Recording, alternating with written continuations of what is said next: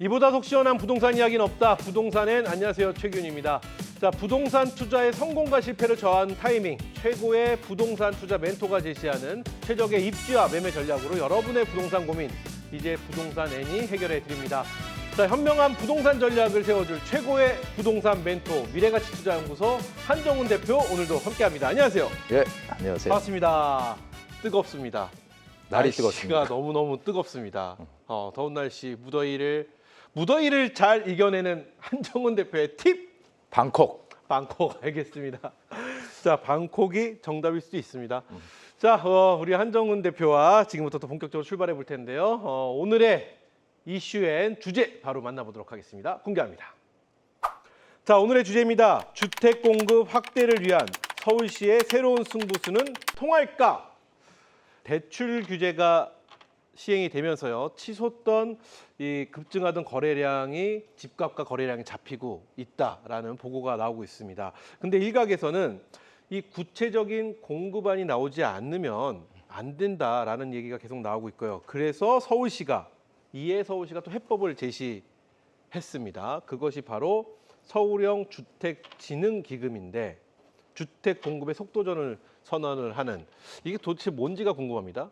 예, 이게 서울형 주택진흥기금이라는 게 네. 이제 처음으로 생긴 건데, 이게 전국 최초로 생긴 겁니다. 그 지자체가 최초로 설치하는 주택기금이라고 얘기를 합니다. 그래서 네. 이게 한마디로 민간 주택의 이제 공급의 파이프라인 구축을 지원하겠다, 서울시에서. 예, 그래서 시민 80%가 누릴 수 있는 주택 공급을 목표로 하겠다. 80%면은 엄청난 거죠. 엄청난 거죠. 네, 네. 예. 근데 이게 왜 이런 얘기가 나왔냐면요. 서울시장이 오스트리아 그 빈을 방문하면서 이제 거기 또 제도를 본 거예요. 그래서 여기 보면은 이 공급 모델이 바로 이제 공공기금형 주택 공급 모델이라는 건데, 빈은 전체적으로 주택의 40%가 공공주택이에요. 그리고 대부분이 이제 기금 지원형 그런 이제 임대주택이라 보니까 이것을 보고 이제 오세훈 시장이 우리나라도 도입을 또 하려고 하는 거죠. 그러니까 네. 항상 이 주택 정책은요, 모든 게 다 똑같겠지만 다른 나라에 뭔가 배울 수 있는 그런 정책들을 갖다가 받아서 우리나라에 가지고 들어오는 거예요. 예, 그러다 보니까 오세훈 시장이 지난번에 싱가포르 가서도 뭐 비욘드 조닝이라는 그런 개념도 받아들여 왔고, 그러니까 네. 항상 그런 데 가서 이렇게 좀 관심 있게 보고해서 우리나라에 도입을 하는 것 같습니다. 그래서 이게 이제 지금 보면은 10년간 2조 규모로 주택진흥기금을 조성하겠다는 거예요. 10년에 2조 원? 예, 네. 10년간. 그래가지고 연간 2,500가구 정도를 추가적으로 공급할 수 있는 동력을 만들겠다라는 거거든요. 2,500가구면 10년이면 얼마입니까? 10년이 25,000 가구. 네. 예, 그래서 25,000 가구면 앞서 말씀하신 80%가 맞는 수치인가요? 아니 그렇진 않죠. 네, 네, 그렇죠. 예, 그렇진 않은데요. 그러니까 이 빈하고 우리나라의 어떤 또 그런 이 정책은 똑같을 수는 없잖아요. 그러니까 루마니아 같은 경우는 거기 1세대 1주택을 무조건 가져라 이렇게 해가지고, 루마니아 같은 경우는 주택 보급률이 한 96% 돼요. 아주 그냥 1세대 정책. 예, 이런 것들을 피고 있는데 그게 좋은 건 아니에요. 근데 제가 딱 1주택을만 가지고 있는 거예요. 그러니까 다주택은 절대 못 다주택이 갖고 안 되고 1주택만. 1인 1주택. 예, 그러다 보니까 문제가 1인 뭐냐면, 1소유. 예, 그게 좋은 줄 알았는데 그게 문제가 뭐냐면은 다른 지역으로 가서 좋은 직장을 얻으러 가려고 해도 집이 없어. 왜냐면 다 1주택 가지고 살고 있으니까, 공급을 안 하니까. 예, 그러니까 한마디로 얘기해서 그 집에 막 2대, 3대까지 같이 거주하는, 어딜 못 가는 거예요. 그러니까. 그래서 상당히 지금 그게 좋은 것 같지만, 그렇게 되면 부동산 투자라는 개념 아예 자체가 개념 자체가 없어지는 없는 거네요. 거죠. 그렇죠? 예. 네. 그래서 상당히 좀 그런 것도 있습니다. 그래서 어쨌든 서울시에서 지금 현 정부의 정책 방향에 맞춰서 네. 임대 공급을 좀 더 어떻게 효율적으로 할 수 있는 방법을 지금 찾고 있는 것 같습니다. 그래요. 결국은 조금 더 이야기를 잠시 후에 좀 더 자세하게 들어봐야 되겠지만, 어찌되었던 서울형 주택진흥기금이 도입이 되면 이 주택 수급의 불균형 현상이 장기적으로 좀 해소가 될 것이라는 이야기인데, 어떻게 전망하고 계신지 궁금합니다. 저는 이게 진행이 만약에 정말 된다면, 네. 아직까지 구체적인 그런 계획은 지금 세부 사항 안 나왔거든요. 일단은 이렇게 하겠다라는 것만 발표를 해놓은 상황인데, 지난해 서울시가 내놓은 2032년 서울 주거 종합 계획에 따르면 네. 주택 최소 공급 상황, 최소로 공급돼야 되는 그 우리나라 그 수요, 주택 수요가 74만 9천 가구래요. 근데 거기에 비해서 공급이 그 최소 수요가 전국적으로 74만 9천 가구인데 공급이 67만 8천 가구래서 이게 7만 1천 가구 정도가 이렇게 부족하다는 거죠. 근데 이제 이게 주택진흥기금을 통해서 10년간 2만 5천 가구가 만약에 공급이 된다면 충분히 여기를 커버를 할 수 있다. 오히려 최대 수요보를 넘어설 수 있는 그런 공급을 할 수 있다. 이런 얘기입니다. 그래서 어쨌든 서울시에서 이렇게 진행을 한다면 분명히 효과는 네. 있을 것 같아요. 근데 이제 항상 문제는 뭐냐면은 이게 과연 정책이 지속이 될 수 있느냐라는 거죠. 지금 발표했는데 내년에 또 선거 있잖아요. 네. 예, 그러니까 이게 과연 끊김없이 이어질까? 항상 정책이라는 거는 일관성이 있어서 그러니까 정부가 바뀌더라도 계속 꾸준히 이어져야 되는데 항상 우리나라는 5년 단임제이고 이러다 보니까 정책이 5년 동안 갔다가 또 확 바뀌고 이런 상황이 상당히 많잖아요. 그래서 그런 것이 지금 우리나라 그 단연제의 문제가 아닌가. 그래서 이런 정책도 서울시장도 역시 마찬가지죠. 그래서 제대로만 된다면 충분히 가능할 것이다라고 생각이 돼요. 좋습니다. 자, 그럼 서울시가 주택진흥기금과 함께 투트랙 전략으로 주택 공급 촉진 방향을 또 발표를 했습니다. 이게 그 안을 좀 들여다보면 결론은 정비 사업 기간을 좀 단축하겠다 이런 얘기인데 이건 또 어떻게 단축을 하겠다는 얘기인지 궁금해집니다. 지금 투트랙 전략이라고 얘기를 보통 해요. 뭐냐면은 지금 현 정부의 공급 전략은 두 가지라고 제가 말씀드렸잖아요. 네, 네. 하나는 정부에서 공공 위주로 진행하는 그런 물량, 아파트, 그리고 하나는 민간에서 진행하는 이런 투트랙 민간과 공공의 투트랙. 예, 투트랙인데 지금 조금 전에 말씀드렸듯이 그 진흥 기금 같은 경우는 이제 거기다가 건설사들이 참여를 해서 임대 아파트도 질 수 있고 이런 이제 구조로 간다면 이거는 이제 민간 개발이죠. 민간 개발을 한마디로 착공부터 준공에 이르는 모든 기관의 규제 이런 것들을 철폐해서 속도를 빠르게 하겠다 이런 얘기입니다. 그래서 최대 한 5년 6개월 정도를 단축하겠다. 그러니까 구체적으로 보면 이런 거예요. 뭐 정비구역 지정이 2년 6개월 걸렸는데 이거를 2년으로 땡기고 한 6개월을 더 빠르게 하겠다. 그리고 추진위원회에서 조합 설립은 3년 6개월이 걸렸는데 1년으로 땡기겠다. 한마디로 이 사업 속도를 되게 빠르게 하겠다. 왜냐하면 재개발, 재건축을 추진하려고 하더라도 그 단계마다 뭐 인허가 받는 절차라든지 뭐 나중에 환경 영향 평가, 교통 영향 평가 이런 것들 다 따로따로 받고 막 이러거든요. 그러니까 시간이 상당히 많이 소요가 돼요. 그러니까 그런 것들을 한마디로 모아서 빠르게 진행하겠다. 근데 이거는 뭐 새롭게 나온 건 아니고요. 본래 서울시에서 계속 그런 의지를 가지고 얘기를 해왔던 겁니다. 그래서 이번에 이제 확실하게 좀 더 주택 공급 촉진을 위해서 이렇게 하겠다라는 대책이 나온 거죠. 이게 20년간 그래서 그런지 몰라도 20년간 이 개발이 지지부진했던 신당 9구역 일대가 이 사업을 시작할 수 있는 여건이 갖췄다. 뭐 이런 얘기가 나오고 있습니다. 근데 또 서울에는 신당 9구역처럼 비슷한 환경을 가진 조건을 가진 곳이 꽤 많이 있다고 들었는데 글쎄요, 이게 진도를 내게 되는 어떤 계기가 정말로 될지 어떤 전망을 하고 계실까요, 대표님은? 저는 훨씬 사업의 어떤 활성화 이런 거에 도움이 된다고 봐요. 왜 그러냐면은 이게 신당 9구역 같은 경우는 네. 한마디로 좀 언덕에 있는 그리고 노후된 이 빌라라든지 단독주택 이런 것들이 많은 지역이에요. 그러다 보니까 연세가 많이 드신 분들이 사는 곳이거든요. 근데 신당동은 바로 중구예요, 중구. 네, 중구. 중구는 서울 중앙에 있기 때문에 중구거든요. 한복판에 있어요. 한복판에 있고 사실 중구를 얘기하면은 명동도 있고 충무로도 있고 이 상업 시설들이 상당히 많은 곳이거든요. 거기에 주거 지역으로서 이 신당동이 대표적인 주거 지역이거든요. 근데 상업 시설들은 엄청 발달하고 상업 지역들은 넓지만 이 주거 지역은 계속해서 개발이 안 됐던 이유가 있어요. 그게 왜 그러냐면 남산 고도 제한 때문이거든요. 남산 고도 제한을 풀어주지 않기 때문에 높이 올릴 수가 없는 거예요. 그러니까 어떤 재개발을 하려고 하더라도 이게 사업성이 떨어지는 거죠. 그래서 이 사업성 때문에 사실 잘 진행이 안 됐던 대표적인 곳인데 이번에 서울 규제 철폐안 3호 높이 규제 지역 공공기여 완화 첫 적용지로 선정이 돼가지고 한마디로 얘기하면 이게 뭐냐 종상향을 시켜서 지금 현재는 한 20m까지 올릴 수 있거든요. 높이를 20m까지 갈 수 있는 거를 28m까지 올려주겠다. 그러면 7층까지밖에 못 짓는 아파트를 지금 15층까지 짓게 해주겠다는 얘기예요. 그러면 사업성이 좋아지겠죠. 15층이니까. 자, 그래서 28m로 지금 완화하는데 여기는 특별히 지금 진행을 하는 한마디로 첫 적용지이기 때문에 여기 같은 경우는 최대 45m까지 완화해서 이게 15층까지. 예.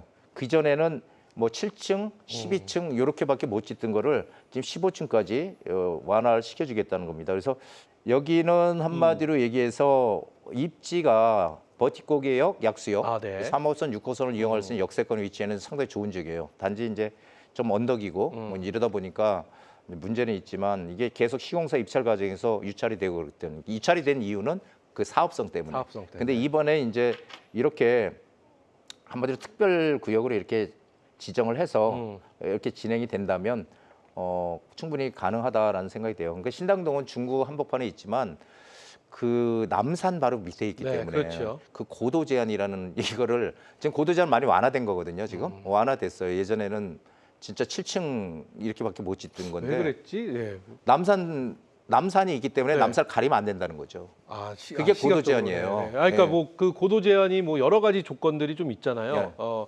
예를 들면 국립공원 같은 데 가도 고도 제한이 맞아요, 있고, 맞아요. 네, 예. 네, 그렇게 돼 그다음 있는데. 뭐 고궁 뭐 이런 데들. 네, 네. 근데 똑같은 남산이 고도 제한이 있다는 걸 왜냐면 높은 건물 많이 본 것 같은데 근처에서 근방에서 어쨌든 근데 그 높이 올리지 못해요. 그래서 어. 지금 보면은 그 용산에 후암동이라는 동네 네, 네, 있거든요. 후암동. 후암동.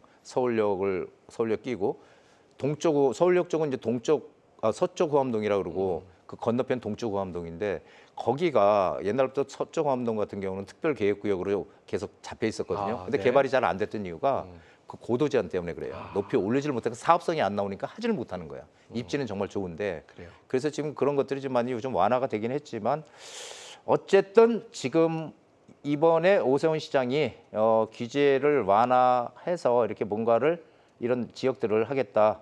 그리고 이 신당 구구역을 한마디로 대표적인 그런 지역으로 해서 앞으로 어떤 사례로 남기겠다. 지금 이렇게 얘기하고 있거든요. 그렇기 때문에 이런 지역들이 점점 더 개발이 가능한 그런 쪽으로 바뀔 것이다. 그래서 저는 이건 상당히 바람직하다고 생각을 해요. 왜냐하면은 이 개발은 민간이 주도를 하고요. 네. 그리고 특히 이제 서울시가 공공이죠. 공공에서 지원해주는 그런 방식. 이런 새로운 어떤 정비 사업의 룰이 좀 이렇게 자리 잡아갔으면 하는 게 제 바람입니다. 알겠습니다.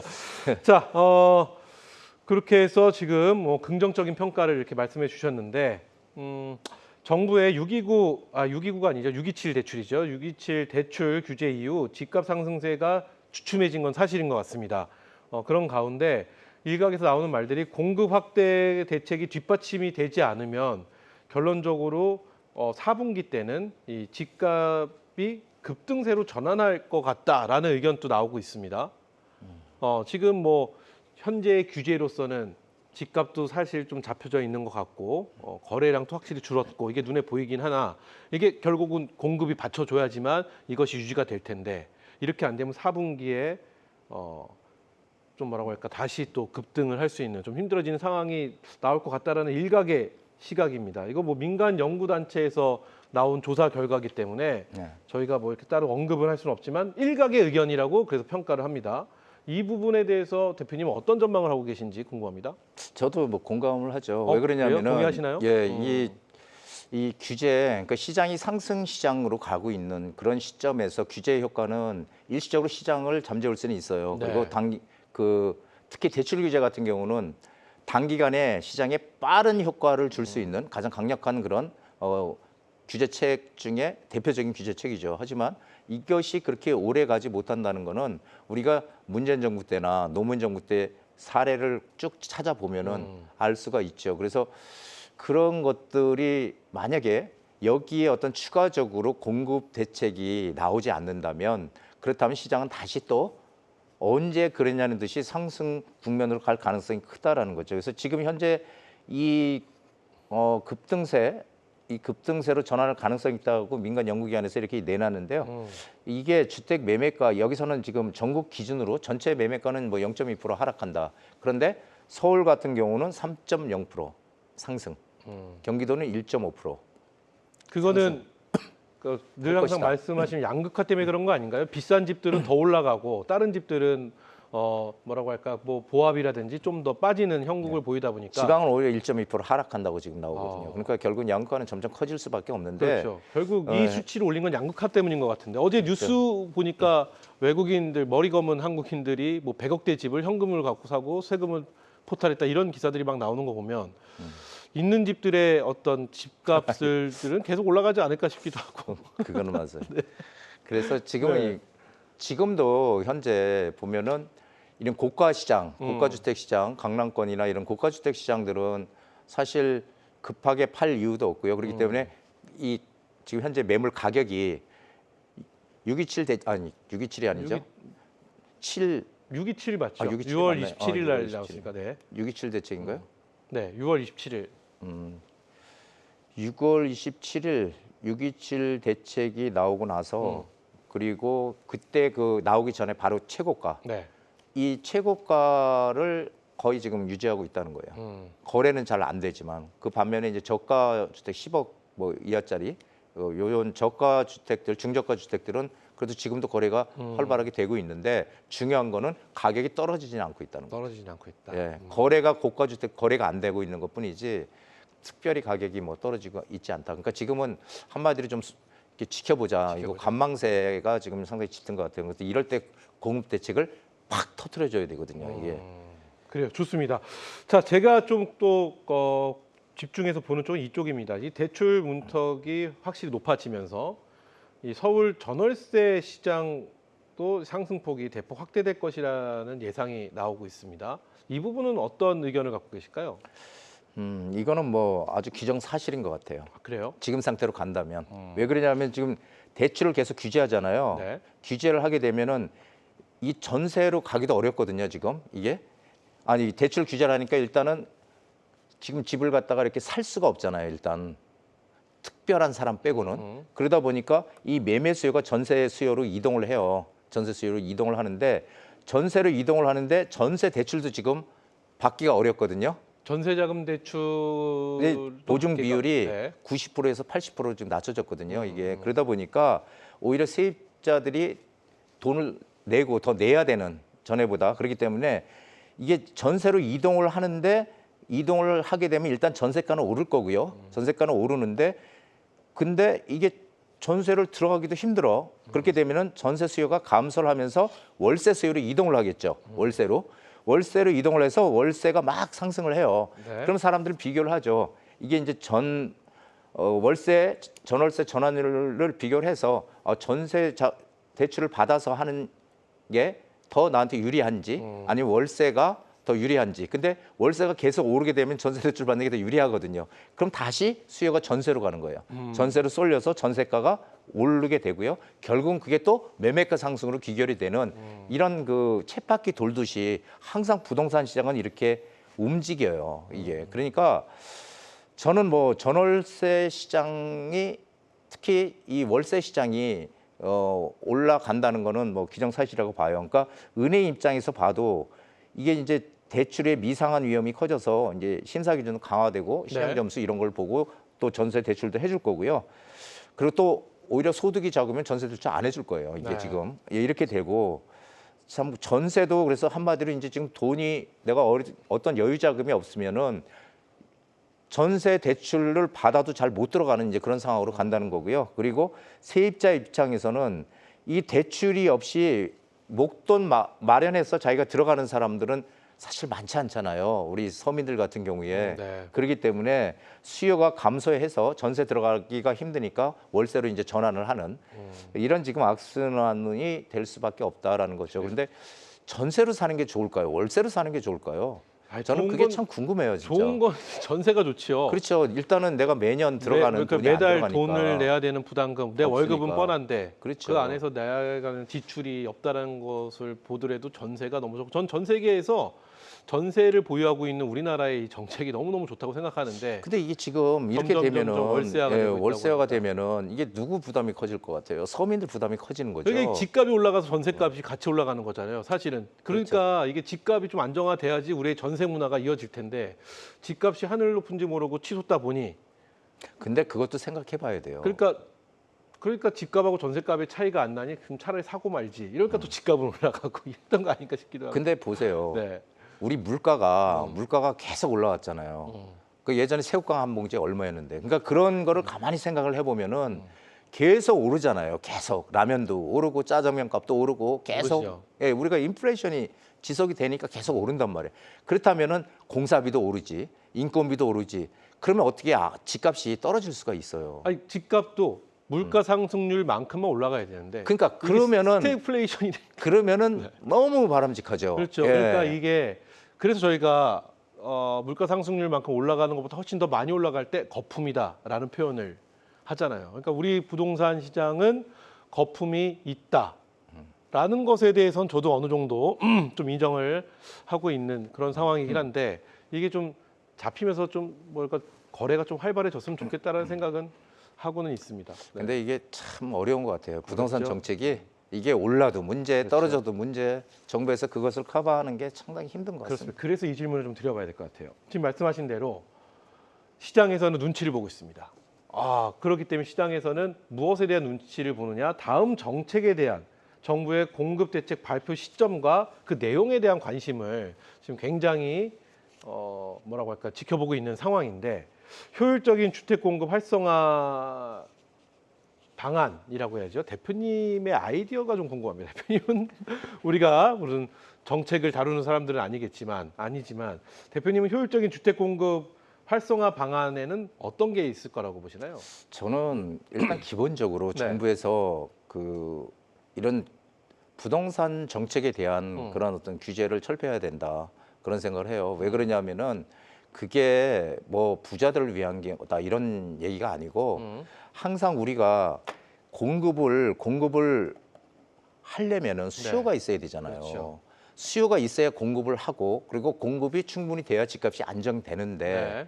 우리가 예전에 진보 정권, 뭐 보수 정권 해가지고 진보 정권이 들어오면 가격이 오르고 보수 정권이 들어오면 오히려 가격이 안정이 되고 그게 사실은 어떤 그런 상황마다 틀리겠지만 네. 결국 결과는 그렇게 지금 나와 있다는 거죠. 그래서 저는 이게 공급을 할 수 있게끔 건설사들이 해서 하려면은 수요가 있어야 된다는 거예요. 그러니까 저는 규제를 철폐하고 주민들이 이 공공이 주도를 해서 하는 게 아니고 주민들이 손쉽게 사업을 추진할 수 있게끔 정부에서 보조적으로 진행을 해주는 거죠. 같이 정부가 나서서 하는 게 아니라 정부에서 사업 진행을 돕는 그런 정책들이 필요하고요. 왜냐하면 재개발 재건축은 도시물 개발했을 때 유일하게 공급을 할 수 있는 방법이거든요. 그러면 재개발 재건축을 활성화시켜야 되는데 재개발 재건축의 핵심은 뭐예요? 주민들이 재개발 재건축을 하려는 목적은 이익을 내기 위해서예요. 그러니까 물론 내가 낡은 주택에서 새 집에 사는 거 정말 중요하죠. 네. 예, 그것도 중요하지만 이익이 안 나면 할 수 있나요? 못 한다고 이익이 나야지. 그렇겠죠. 그러니까 예. 민간에서 하게 되면 아무래도 그렇겠죠. 기업도 이익이 나야 되고. 그렇죠. 네. 이익이 그러니까 이게 공공에서 하느냐 민간에서 하느냐가 중요한 게 아니고 이익이 날 수 있다는 확신만 있으면은 사업은 누가 하든 빠르게 굴러갈 거예요. 그래서 저는 지금 보면은 뭐 초과이익 환수제 같은 경우는 네. 한마디로 재건축을 다 했어. 우여곡절 끝에 뭐 재건축을 해가지고 했을 때 팔지도 않았는데 내가 매도도 안 했는데 야 이거 이만큼 올랐으니까 미리 돈 내. 미실현 이익에 대해서 세금을 걷는 이런 정책들 이거는 한마디로 이 재건축 사업성을 떨어뜨리는 거거든요. 완전히. 그럼 이런 떨어뜨리는 이런 정책들을 피게 되면은 과연 이 주민들이 재건축 사업이나 이런 것들을 제대로 진행할 수 있겠냐라는 거죠. 그래서 공급이 많아져야 가격도 안정이 되는 거고요. 그렇지 이게 항상 인식이 그렇잖아요. 다주택자들이 서민들의 집을 못 사게 한다. 그러니까 다주택자가 집을 싹쓸이 하니까 서민들이 집을 못 산다. 왜냐하면 가격도 오르고 하니까. 근데 그런 논리보다는 우리가 보통 강남 상구라고 하잖아요. 네. 이 강남 상구의 주택이 전체 주택에서 3%도 안 돼요.